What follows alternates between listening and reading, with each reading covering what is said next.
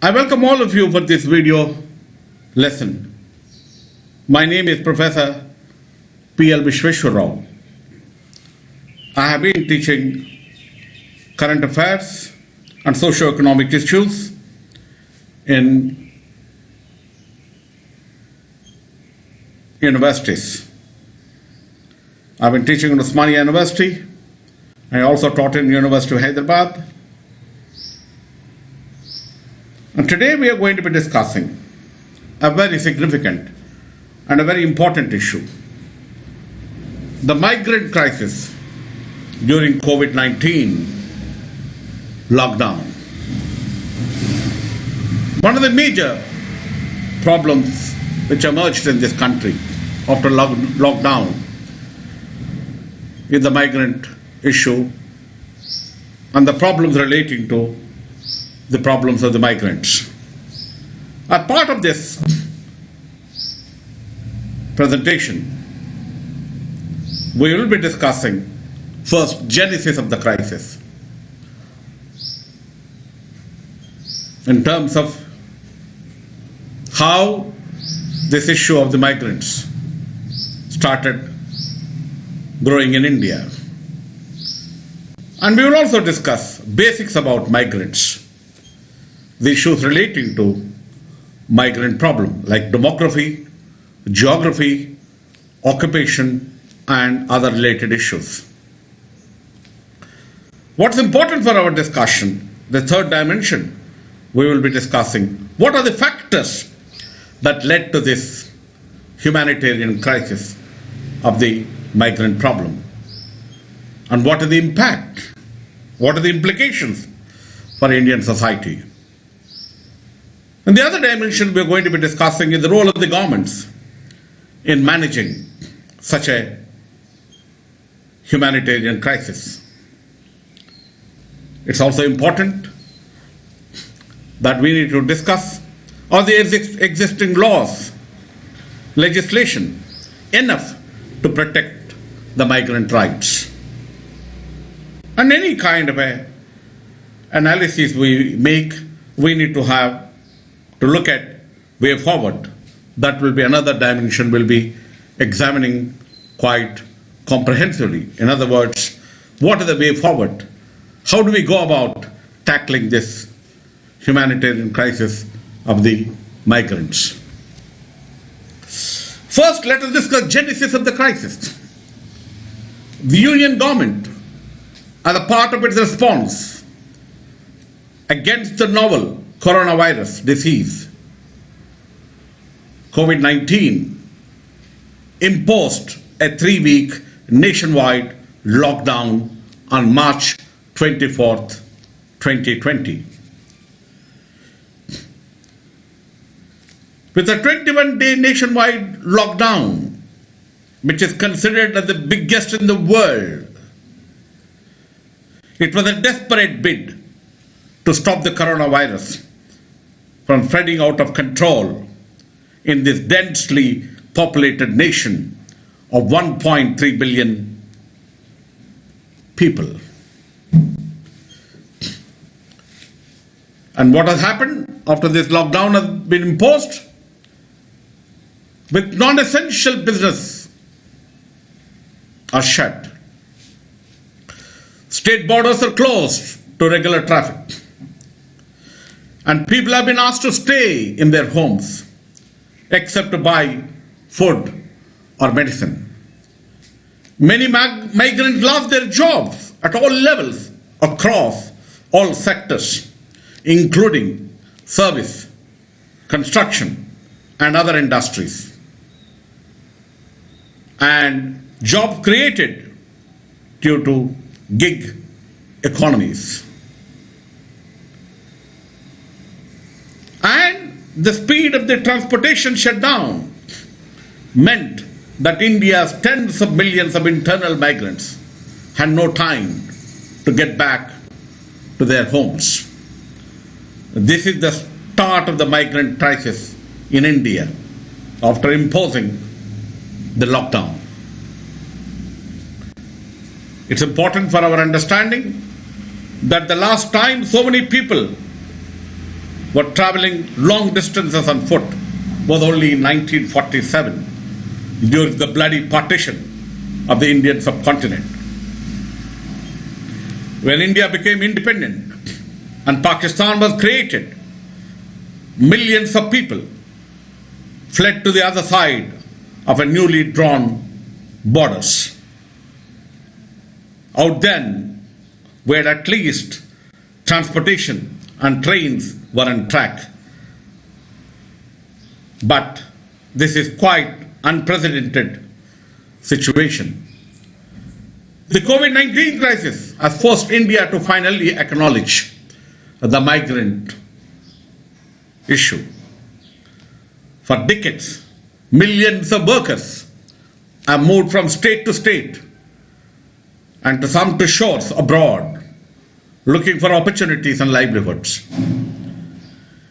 The international scope of this pandemic has ensured that no section of people is left unaffected. The scale of the issue may vary from state to state or city to city, but none is left unscathed. To understand this issue better, we need to look into basics of the migration and the migrants. To get a comprehensive understanding about the migrant problem in India, let us now try to look at some of the basics about the migrants. What is migration in the first place? Migration is the movement of people from one place to another. It can be over a short or long distance, be short-term or permanent, voluntary or forced, international.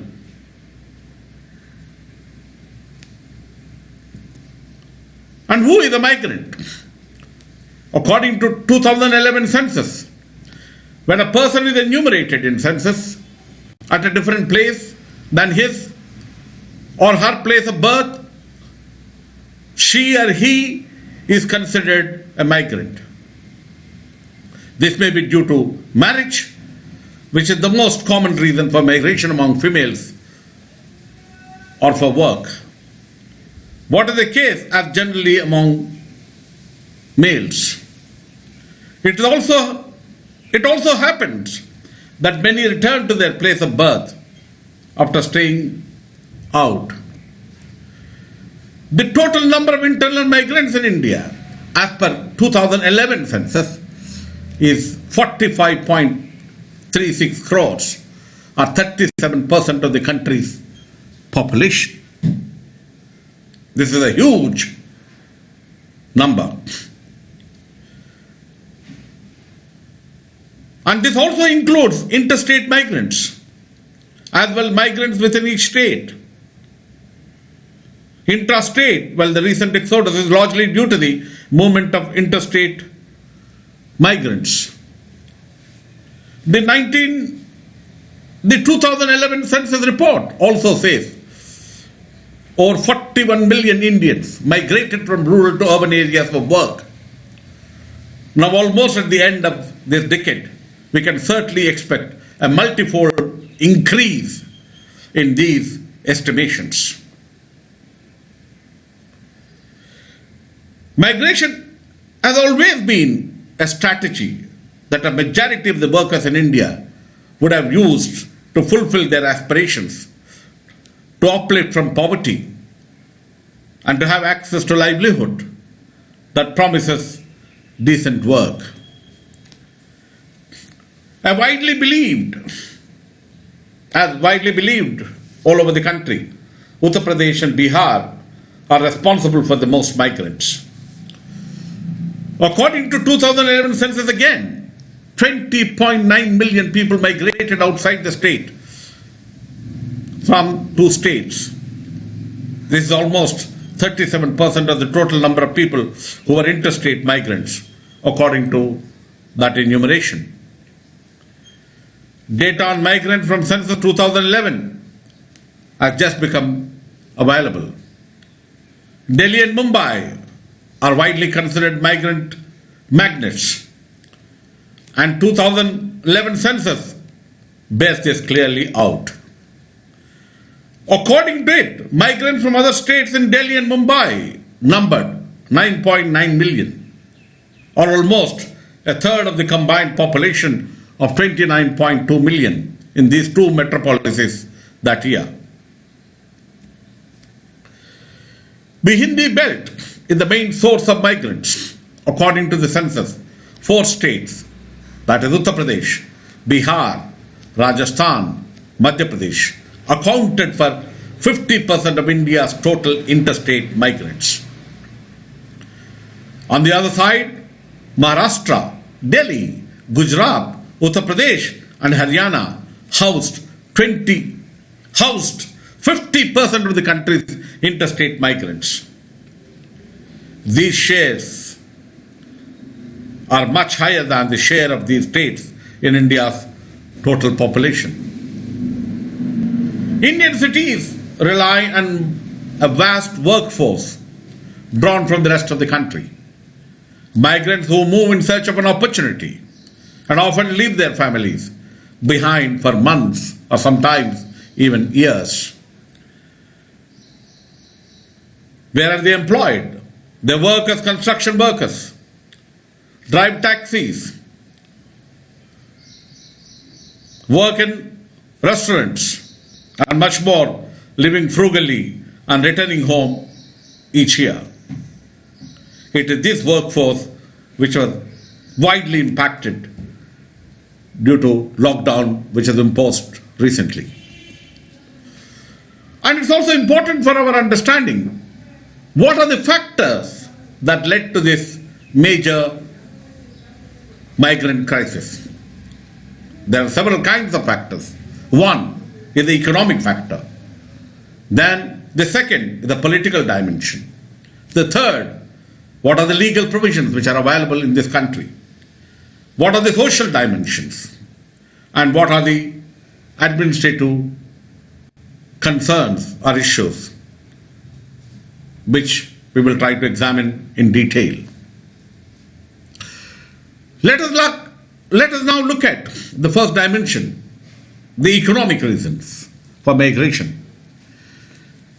If we consider the occupational structure, we find that around 40 million urban informal workers are committed in 10 highly susceptible occupations, including small shops or salespersons, laborers in construction, in the manufacturing sector, and in transport.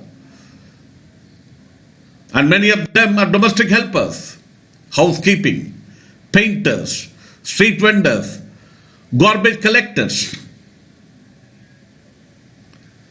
restaurant service workers, and working in market, and several of them working as salespersons. These workers are worse hit during the lockdown, and consequently their families and children. Many have no savings and lived in factory dormitories which were shut due to the lockdown. As a result, the savings and financial sources got completely shut. With no work and no money and lockdown restrictions putting a stop to public transport, thousands of migrant workers were seen walking or bicycling, going on cycles, hundreds of kilometers, or even more than 1,000 kilometers sometimes, to go back to their native villages, some with their families and small children. Let us now try to examine what are the political reasons. One of the major problems that we have seen is lack of interstate coordination and opportunistic politics. A World Bank study has referred to migrant unfriendly policies that prevail throughout the country. The World Bank has very clearly said that migrant unfriendly policies are there in India. These policies are prevailing all over the country. Every state maintains reservation in government jobs and higher education,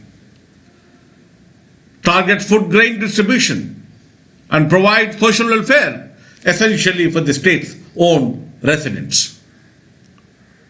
Nurturing migrants is considered suicidal as it upsets the local residents who assert the first claim on all the benefits. The Marathi Manu syndrome being a case in point, where they try to provide facilities only for Marathis in Maharashtra. Political parties find it difficult and unproductive to promote migrants with no roots as voter constituencies because they are not voters in that particular region where they are working. Successive chief ministers have treated migrants as not our problem. Most migrants would be having ration cards in their home states, but these are not transferable. Only when elections are on the horizon are they facilitated in getting a local election card and a ration card. But until those documents are acquired or procured, they remain outside the social welfare net of that particular state. As these people have no access to voting rights, they were neglected in all policy designs. And now look at some of the legal issues concerning the migrant problem. According to the Constitution, urban development is the responsibility of the municipal governments, and the management of migration is one facet of that. While the center can give directions to the states have the powers to legislate on urban matters. As most migrants work in the informal sector, devoid of social security and legal protection, and there are no specific laws except the Interstate Migrant Workmen Act of 1979 for regulating the conditions of the migrant. And this act is an important act. This law, however, is very poorly implemented all over the country. The Building and Other Construction Workers Act of 1996 is an umbrella legislation which came about as a result of pressure by unions and civil society organizations. However, this notification of the act by the state government has been a very slow process. Labor laws in India, including those that apply to migrant workers, are complex and often at cross purposes. Now let us try to look at some of the social reasons and social dimensions of the migrant problem. Seasonal and circular migrants under distress circumstances need social protection because they belong mostly to the poor strata, have low skills, no assets, and are engaged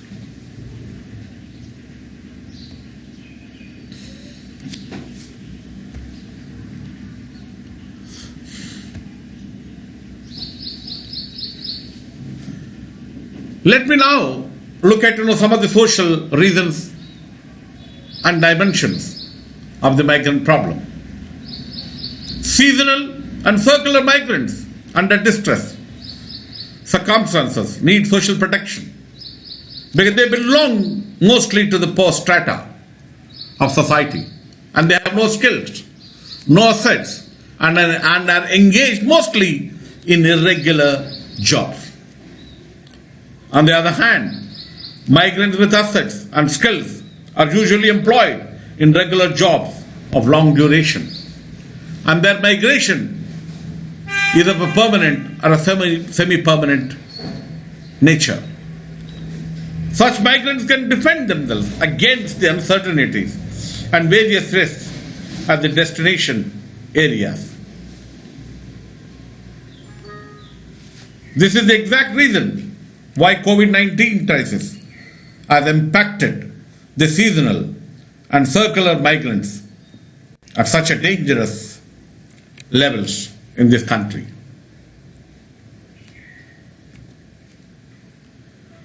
And what are the other social reasons? Seasonal and circular temporary migrants are much more likely to enter the migrant labor market through contractors, middlemen, from whom they have taken an advance and are therefore more likely to be involved in debt, interlocked migration cycle. These migrants participate in very diverse migration streams. Migration could take place for a few days or for a few months each time. They could participate in several short migration cycles or just one in a year. These are the people who lack proper residence, access to social security schemes and other welfare schemes. The demographic, I'll repeat again,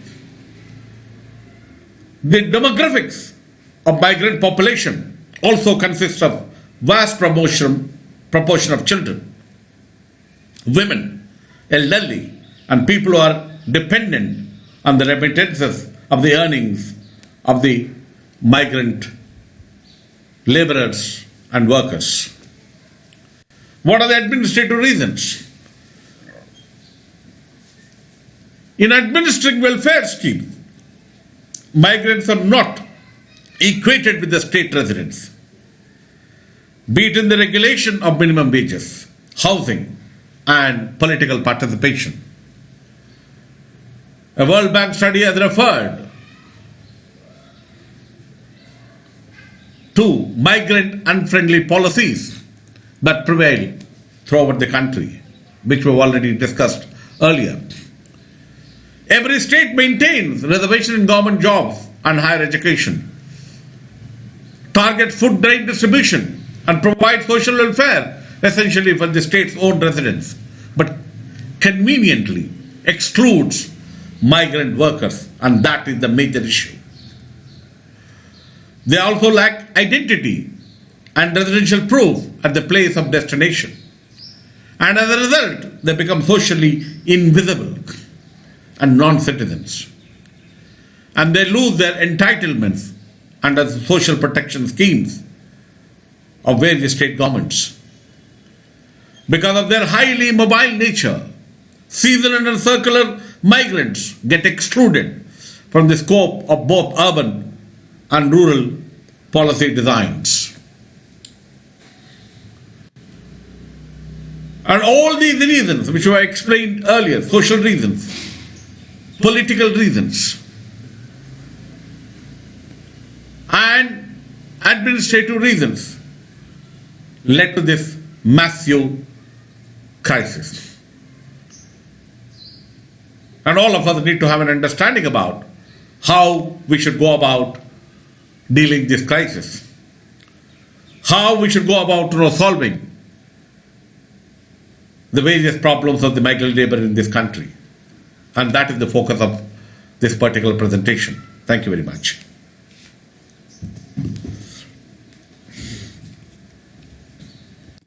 There. Someone is there. Lastly. Yeah.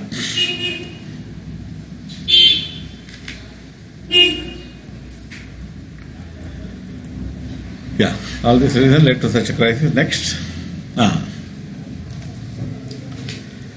Let us now try to examine the impact of the crisis.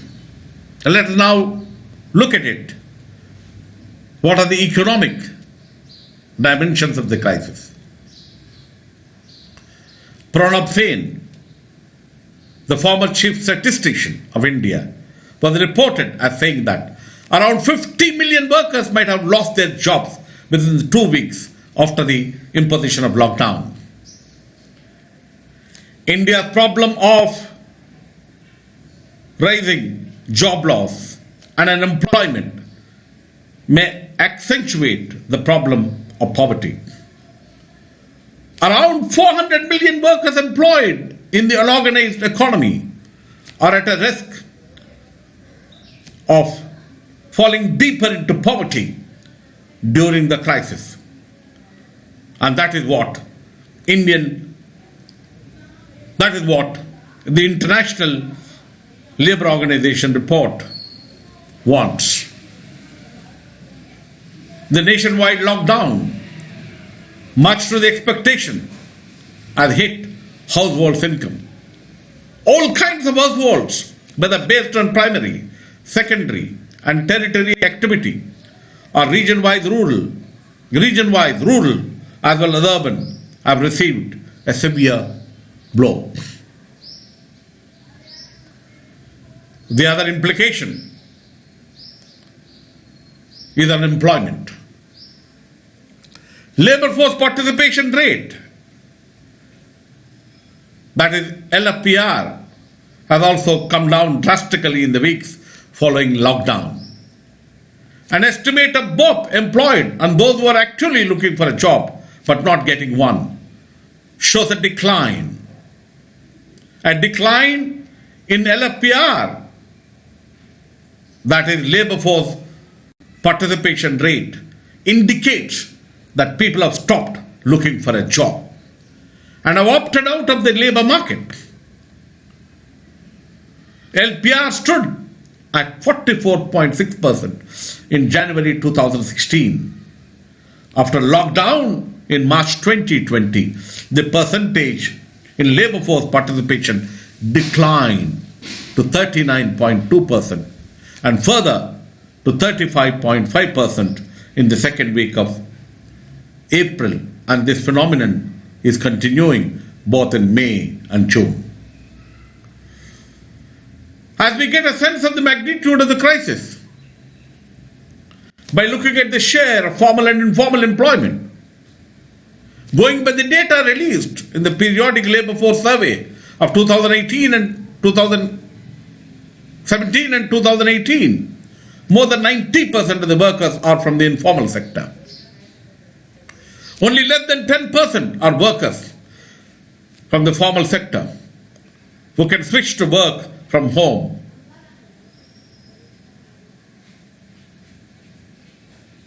They can switch to work from home more in this pandemic.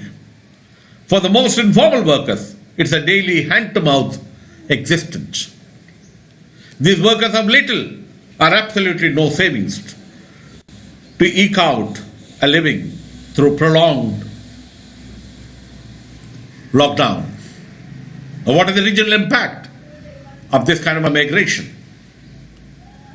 There's something called now reverse migration taking place. For most of the migrants, their families, dependent on the remittances they send, remain the key motive.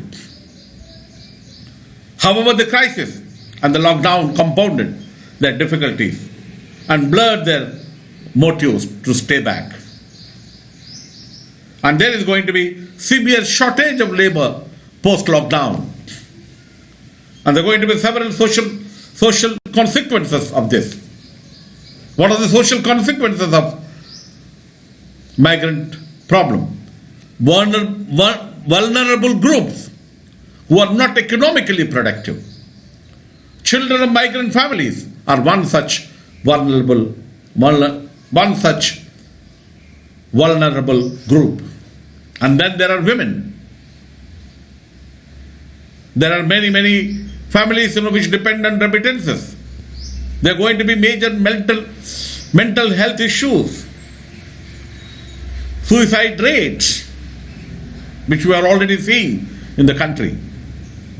And there are political consequences. This exposed the neglect of migrant population in policy making of this country. And what is the role? What is the role of the government in managing such a massive crisis? We need to look at some of the directives which have been issued by the government of India. On 27th March, the Home Ministry ordered the states to ensure that migrants would not move during the lockdown, permitting the states to use National Disaster Response Fund for providing food and shelter to the migrants on 28th March.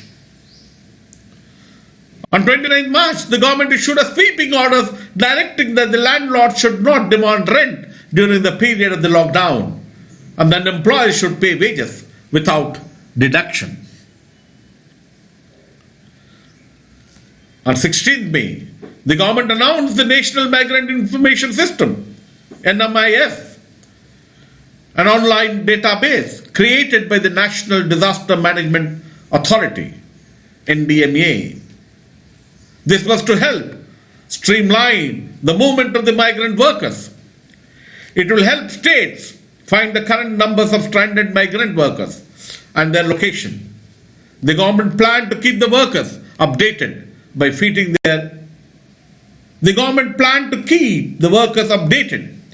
feeding their phone numbers in the system. The government went about announcing several relief measures. Soon after the nationwide lockdown was announced in late March, the Finance Minister, Ms. Nirmala Sitharaman, announced rupees 1.7 lakh crore plan for the poor. This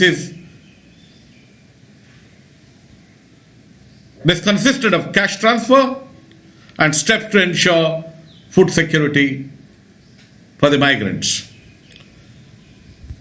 On 3rd April, the central government had released rupees 11,092 crores to states and union territories under NDRF to fund food and shelter arrangements for the migrants. They also brought about another measure to help provide jobs and wages to workers. The average daily wage under the Mahatma Gandhi National Rural Employment Guarantee Act were increased to rupees 2002 from the earlier rupees 182 as of April 1. And rupees 1,000 crores from the PM CARES fund was allocated for the support of the migrant workers on 13th May. On 14th May, again, the Finance Minister, Nirmala Sitharaman, further announced free food grains for the migrant workers, targeting 80 million migrant workers by spending 3,500 crores. And they went about strengthening the public distribution system.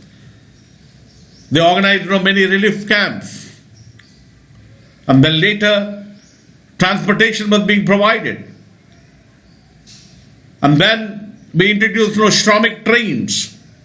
On 1st May, the central government permitted the Indian Railways to launch Shramik special trains for the migrant workers and other stranded. And the response of various state governments also has been very proactive. Let us now discuss what are the steps the Kerala government has taken. The southern state has a long history of several thousands of its citizens working abroad. The policies in place for migrant labor in the state before the pandemic worked in its favor. The government chose to call the 3.5 million migrant workers stranded in the state as guest workers to avoid any negative narratives, to maintain their dignity.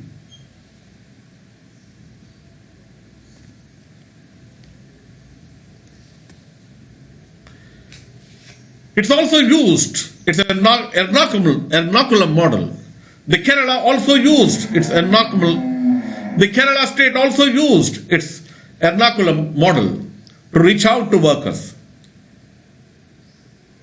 through migrant community kitchen managed by them, a move aimed to provide food for them. Let us now try to examine what the Telangana state did. The Chief Minister, Mr. Chandrasekhar Rao, reached out to 3 lakh migrants stranded in the state by addressing a press conference on March 25th. and speaking briefly in Hindi, Mr. Chandrasekhar Rao assured migrant workers that the state governments would provide them food, shelter, medicines and financial support until the lockdown was over. The message from the Chief Minister was aimed at the confidence-building measures among the migrant workers. Let us now look at what Odisha state government did. The coastal state that has experience of managing several natural disasters took timely and proactive steps to address the issues of its own migrant workers who were stranded in other states. The state government launched helpline and appointed nodal officers for key migrant destination states in Odisha state. The Chief Minister, Mr. Naveen Patnaik, also personally wrote letters to his counterparts to extend support to Odisha citizens stranded in the respective states, and also offered reimbursement of funds being spent on stranded migrant workers. The state government is currently attempting to help around 50,000 migrant laborers stranded in the states, approximately in 1,800 relief camps. What does the Jharkhand government do? Approximately over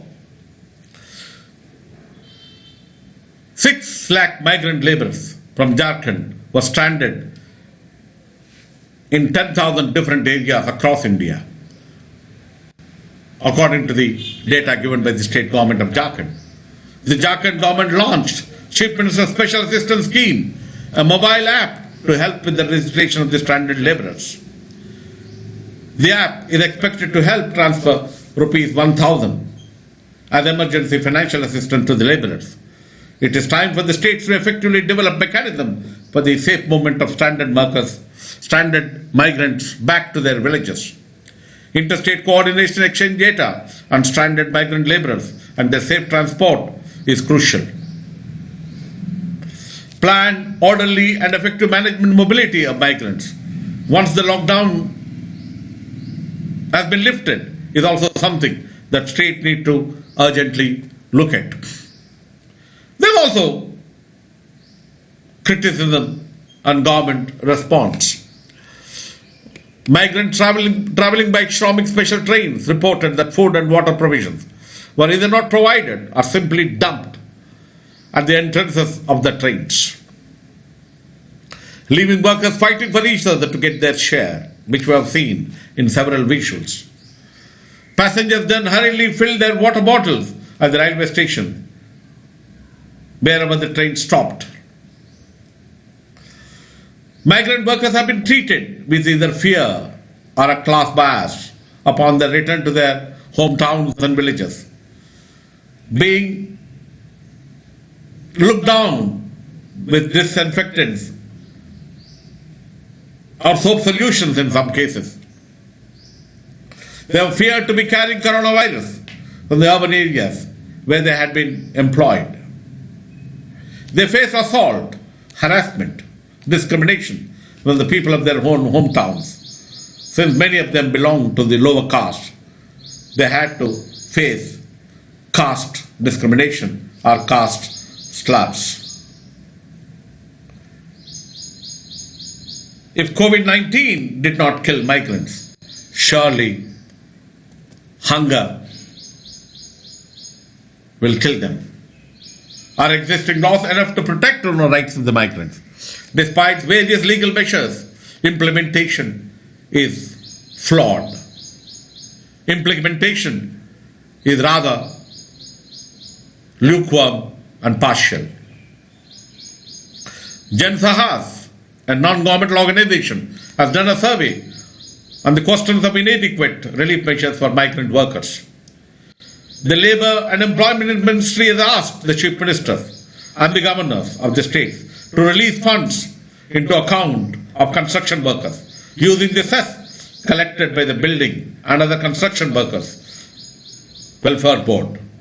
Jansahas found 94% of the labourers did not have building and other construction workers cards, making them absolutely ineligible for any transfer.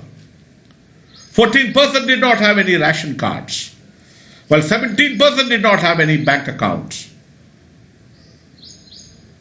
The non-governmental organization also claimed that it represents, the non-governmental organization also claimed that it represents the data of 55 million laborers in the construction sector, that more than 51 million laborers will not have access to any kind of a benefit because they did not have any kind of a building under the construction workers' identity cards. What is the way forward? How do we exit from this major crisis? The only way we can look at this dimension is direct cash transfer to migrants. That's the only solution. Second, massive job creation.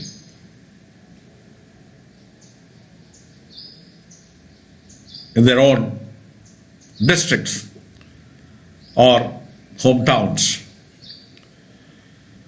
And we need to look at the migration laws a little more critically. Most of the measures taken by the government, such as targeted cash transfer and tax benefits, exclude the vast army of informal economy workers. In such a case, only a universal, self-targeting welfare scheme is the effective measure. The idea of universal basic income and a national level employment guarantee scheme on the lines of already successful Mahatma Gandhi National Rural Employment Guarantee Act need to be pushed by the governments in order to respond effectively to the pandemic costs bearing upon the poor and the marginalized.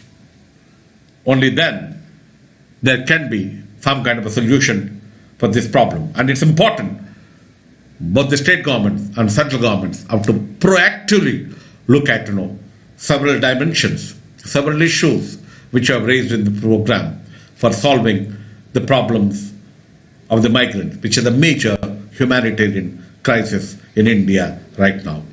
Thank you very much.